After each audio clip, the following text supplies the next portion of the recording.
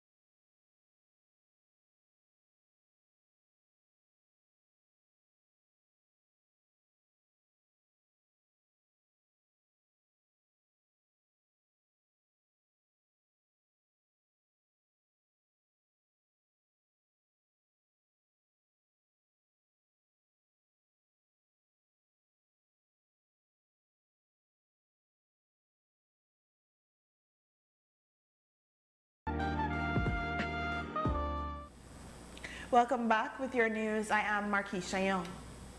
The family of 19-year-old Johan Josue Camara and his father, Luis Josue Camara, are most grateful that their prayers to locate them alive have been answered.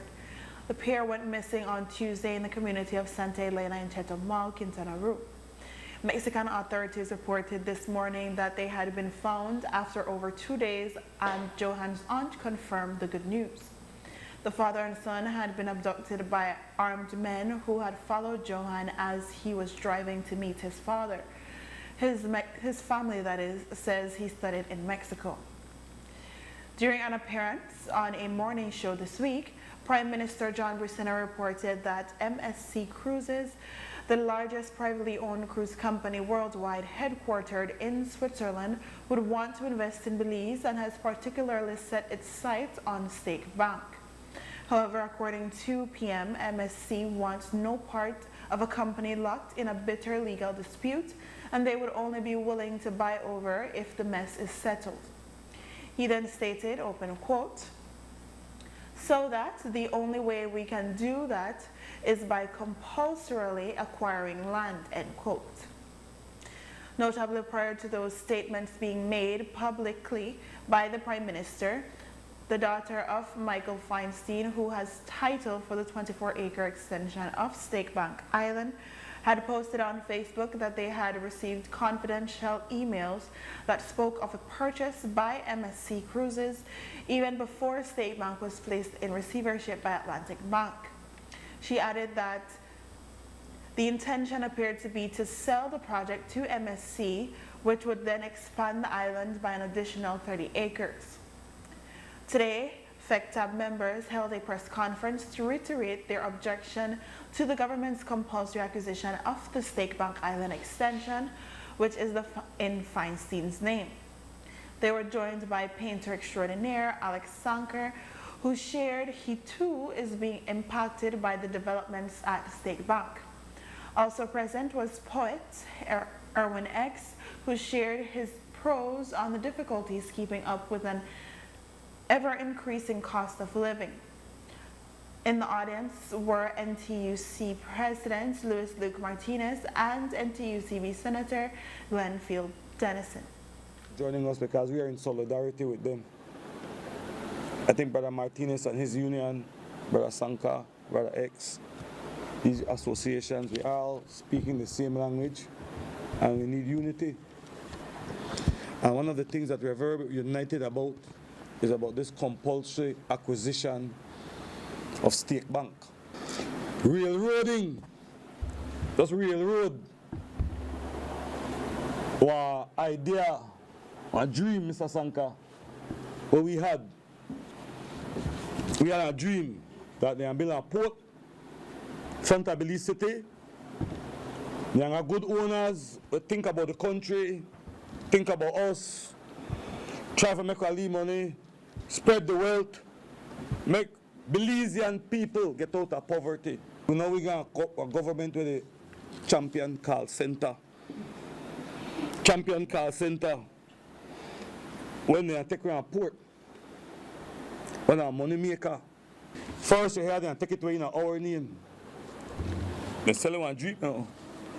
We are take it away in your name.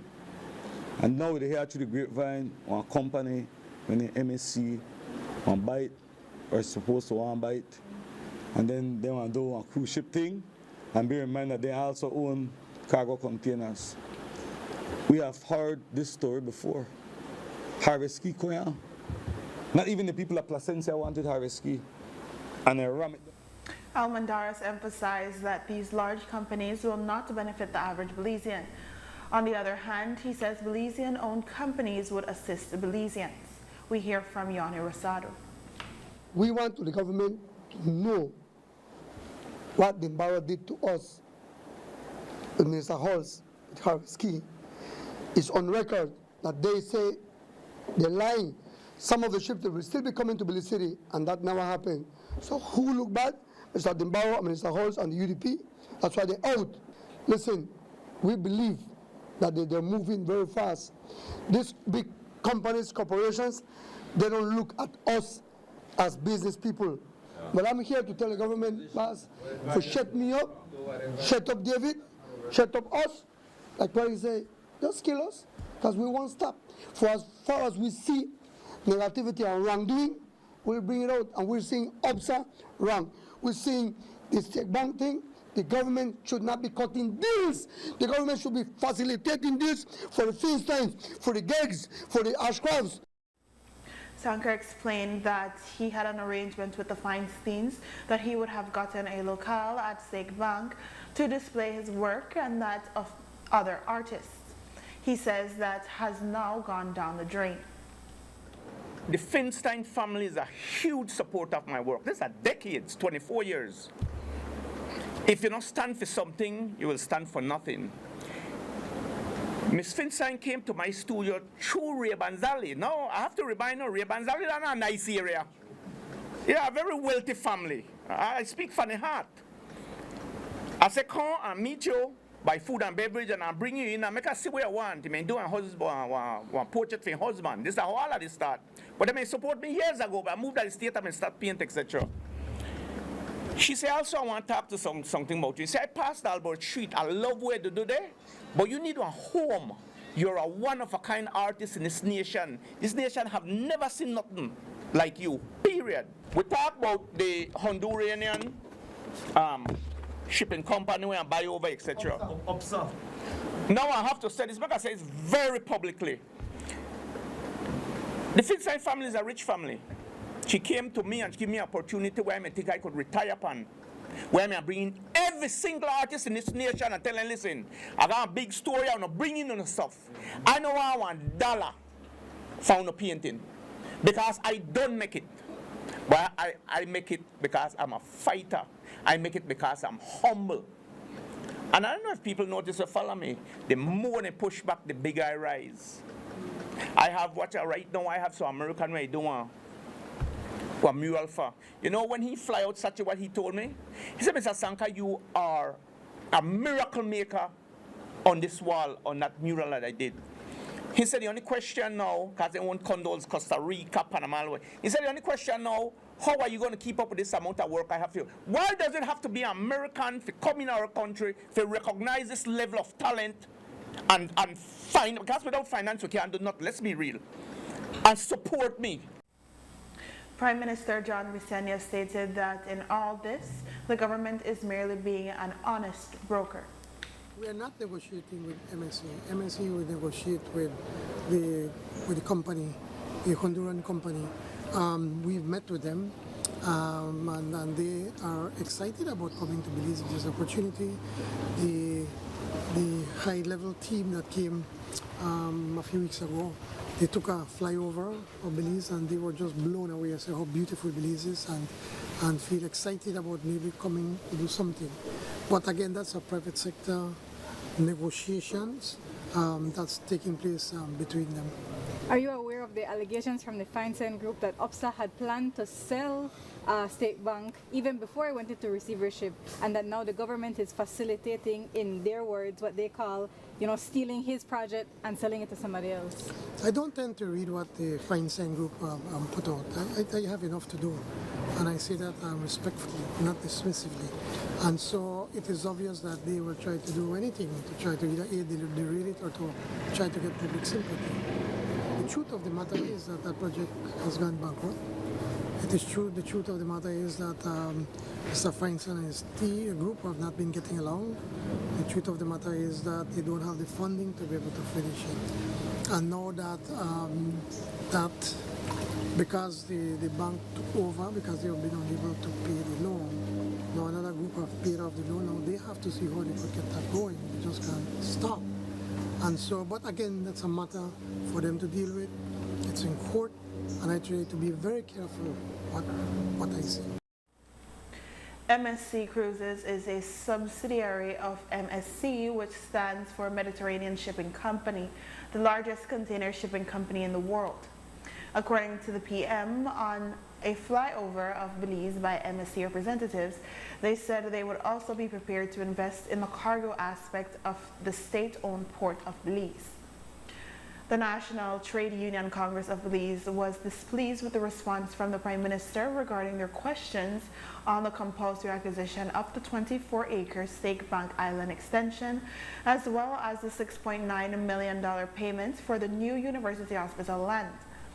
Today, NTUCB President Luke Martinez told us they have requested a meeting with the Prime Minister to discuss these and other issues. We're still waiting for the Prime Minister to answer our questions that we sent him, and we're pressing for him to give us a reasonable response. He sent us a page of nothing a few weeks ago, and so we're still waiting for him to respond to us. As a matter of fact, we're still waiting to get around the table with him and his team to meaningfully discuss this issue. Right, for the National Trade Union Congress, this is beyond those who are securing their investment. We are securing our democracy. We are ensuring that we secure taxpayers' dollars, right? Your tax money, all tax money, everybody tax money, right? So for us, it's a tax issue, as well as a very serious governance issue, right? Just after, during COVID, the government took over $80 million from public officers, just strung it. Right, and so now we have an acquisition that is about to happen. Hopefully it doesn't happen, which will continue to consolidate what everybody is saying, that we're facing a dictatorship, right? And so as the vanguards of democracy, we have to ensure that we follow this issue and ensure that it works out for Belizeans.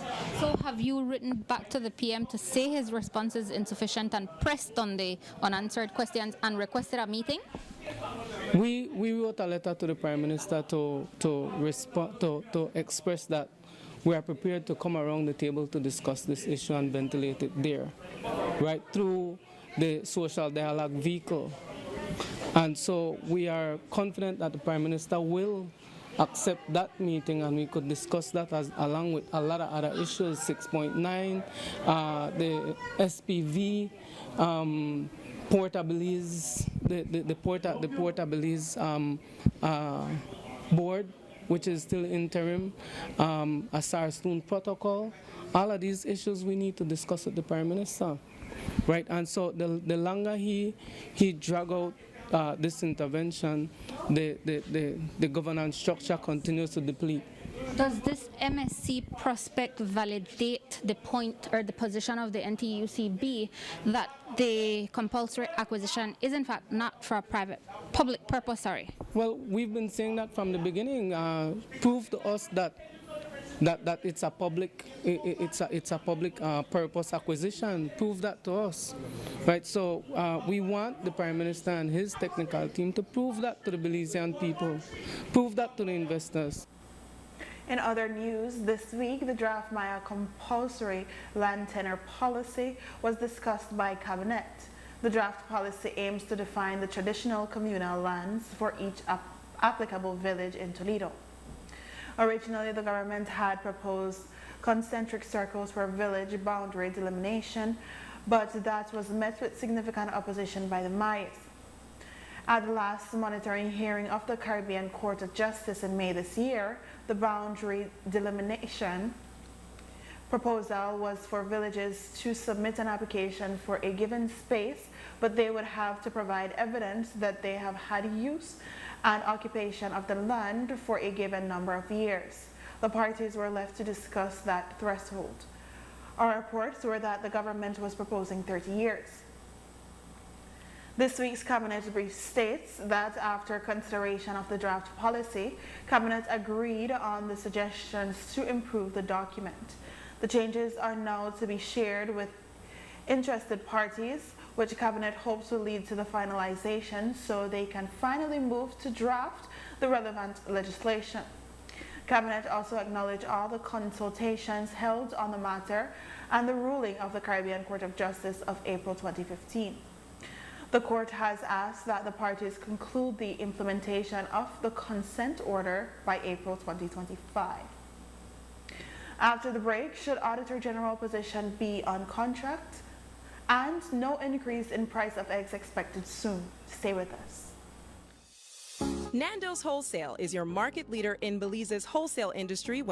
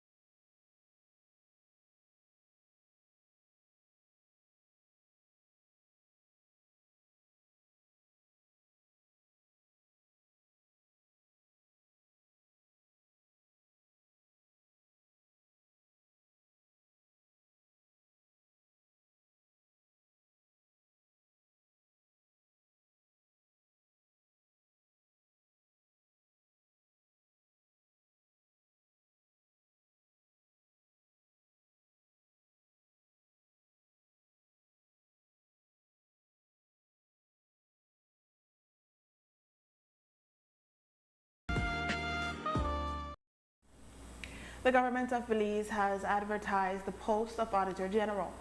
The position is vacant since the contract of retired Auditor General Dorothy Bradley, who was brought back for 2 years, has not been renewed. Her renewed term ended at the start of September this year. However, some have raised concerns about the fact that the post is being awarded under contract.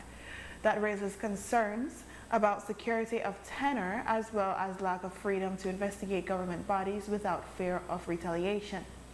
President of the NTUCB, Luke Martinez, says they are reviewing that issue. We're hoping that the government would ventilate the proper procedures to ensure that we have an Auditor General soon. We know that the appointment is a constitutional appointment. As is right now, the Deputy Auditor Generals, they have limitations, right? And so until we have Auditor General in place, then certain things could happen. So for example, our request to audit the 6.9, right? So the Deputy Auditor Generals have limitations in executing that. So the quicker the government ensure that we have a competent Auditor General, the better it's going to be for us, right? We will see the results quicker. But do you agree in principle with having a constitutionally enshrined post filled with a contract officer? So that is something that we're exploring. As a matter of fact, you'll see the National Trade Union Congress popping up with several interest groups, and so we're mounting support to get the feedback from other interest groups, including our social partners, to wrap our heads around this and to see what is going to best fit how we get all of this done. We know that the previous Auditor General was pushing for an Auditor General Act, right, and pushing for autonomy. We're saying sometimes how, of course, the autonomy is important because you can't audit yourself now. As is right now, the government, the audit itself, how it's structured, right? So the governor, it comes right back to the governance structure. How we strengthen the governance structure collectively to ensure that it works for us, right? Until then, it will not work out, but it's not working out for us. The Prime Minister, for his part, does not see an issue with the fact that the new Auditor General would be on contract. No, absolutely not, because then you have a contract and that contract gives you independence. Once you have a contract, once you live up to what you have in the contract, then they can't tell you, in effect, quote unquote, what to do. We've tried to work with the Public Service Ministry, the Public Service Commission, or public officer, trying to see if we could find somebody adequate. And I don't think we've succeeded. I've not been following it personally, but from what I've been told, we've not found somebody that we believe that's adequate. But if there's somebody in the public service that believe that they can do it, they could apply for the post. Again, it shows you a fundamental flaw in the whole public service structure, that the public service is almost like a pear. You know, the workers, that you have a small top and the bottom just huge. And the middle, we don't have much of middle management, people that can be trained to be able to go to the top. Now, I'm not casting blame on just one. It's something that's been happening over time. And it would take a change in mindset, yes, from the politician, but especially from the public officers, to say that let's start to bring in people that can really do the job. We have excellent public officers. I mean, I want to make that very clear, that they sacrifice to be working with government. They could be in the private sector doing more. It seems as though the prices of groceries and food items continue to rise each month. However, if you're worried that the price of eggs could be the next item to see an increase, then have no fear, as no increase is expected soon. However, according to Belize Poultry Association manager Armando Kwa, they are monitoring the war in the Middle East, as that could eventually affect the prices of many products, including eggs. He explained. With regard to any shift in price, we are not foreseeing any shift in price right now, so far. I must say that, yes, we were kind of worried with this new war in the Middle East. And you know the Middle East produces all the oil for the world, most of it. But so far the prices have been spiking, but they've been going down. Like the price of crude oil moved from like $69 to like $72, $75, and then it came back down to 70. So I don't know how that will impact us down the road as yet, but we are monitoring that situation to see what would really happen.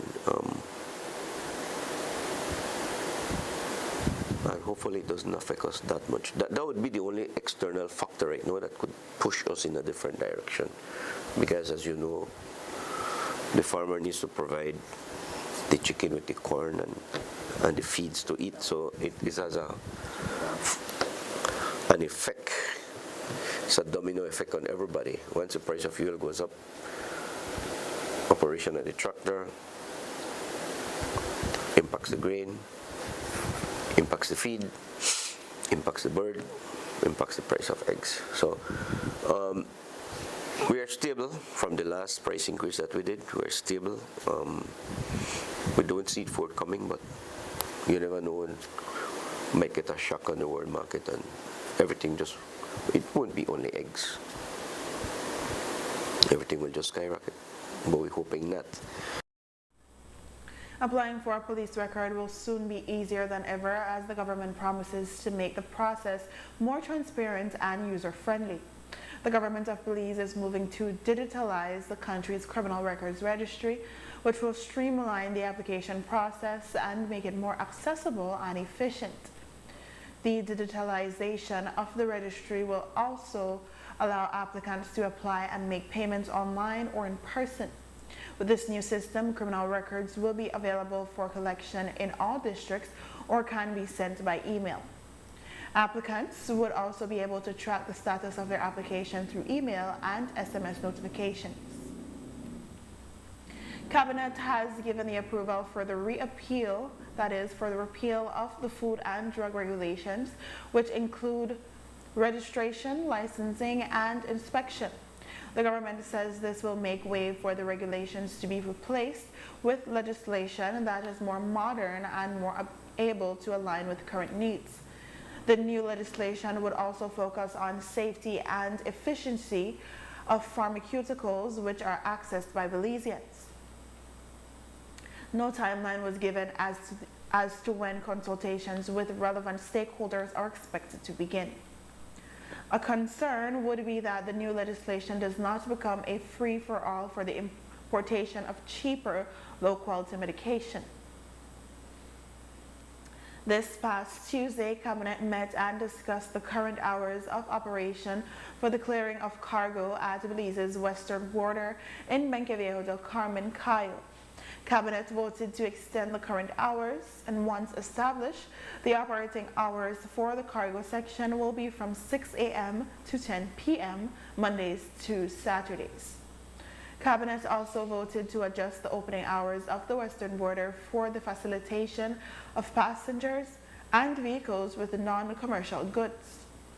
The new hours will be from 4 a.m. to 10 p.m. daily. No timeline was given for the changes to go into effect. After the break, painter Alex Sanker says they are trying to move him from the bridge foot, and Taiwan Expo features food, art, technology, innovation, and partnership. Stay tuned. Ladies and gentlemen, this is what you've been waiting for. In this corner, we have the masters of limitless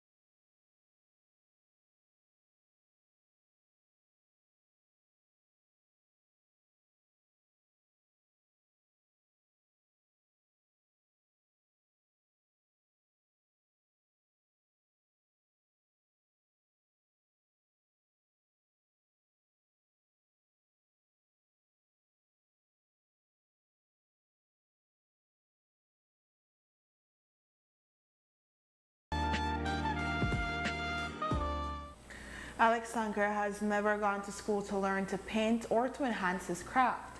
His talent is purely natural and God-given gift.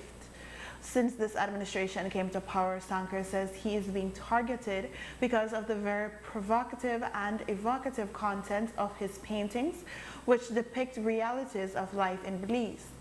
He proudly displays his art pieces at the foot of the swing bridge in Belize City, but he says there is a move afoot to get him removed. He says the mayor has been of great support. There's a big uproar right now to get me from the bridge foot of displaying those pieces. Judges pass there, ministers, lawyers, policemen. I don't business there, they're claiming. I am going to say this publicly with the mayor.